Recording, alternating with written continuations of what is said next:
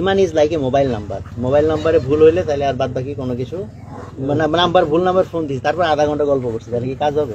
বা এটা অ্যাকাউন্ট নাম্বারের মতো, অ্যাকাউন্ট নাম্বার ভুল হয়ে গেছে, টাকা পাঠাই দিচ্ছি 10 লাখের জায়গায় 20 লাখ, কাজ হবে? তো এই জন্য ইমানের মধ্যে কোনো ছাড় নাই। ইমানের আন্ডারস্ট্যান্ডিং ইজ ভেরি ইম্পর্টেন্ট। যদিও মেজরিটি মানুষ আমরা আজকে আধুনিক শিরক ব্যাপারটা বুঝি না, আধুনিক ইমানের সাথে সেকুলারিজমের সংঘাত আমরা বুঝি না। সো এটা একটা ইম্পর্টেন্ট জায়গা, যে কারণে আমাদের প্রচুর মানুষ আছে আমরা ইমান হারাই ফেলছি, বাট আমরা জানি না যে আমরা ইমান হারাই ফেলছি।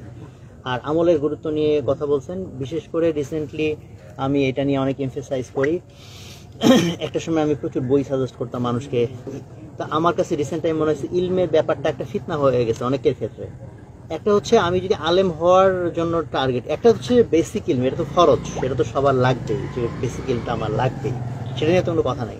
বাট এর বাইরে আমরা অনেকে আছে অনেক ঘাটাঘাটি করি, এই তফসির ঘাটতেছি, ওই হাদিসের রেফারেন্স হাতকে 8 টাকা না 20 টাকা একেবারে মানে রেফারেন্স সব বিতর্ক করতেছি।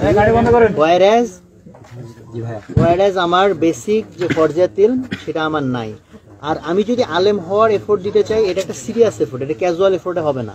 বাট ক্যাজুয়াল এফোর্টে যখন এরকম ইলম আমরা অর্জন করতে চাই, বরং আমাদের মধ্যে অহংকার তৈরি হয়, যে অহংকার আমার আরো পতন ঘটায়। যে কারণে আমি মনে করি যে আমল এবং ইলমের মধ্যে একটা সমন্বয় থাকা দরকার। হাসরের ময়দানে যে প্রশ্নটা হবে যে তুমি যা ইলম অর্জন করছো সেই অনুযায়ী কতটুকু আমল করছো। তো আমি ছোটবেলায় ভাবতাম আরে এটা তো বাইপাস করা সোজা, ইলম অর্জন করবো না আমলও করবো না, আল্লাহ বলবো ইলম ছিল না আমল।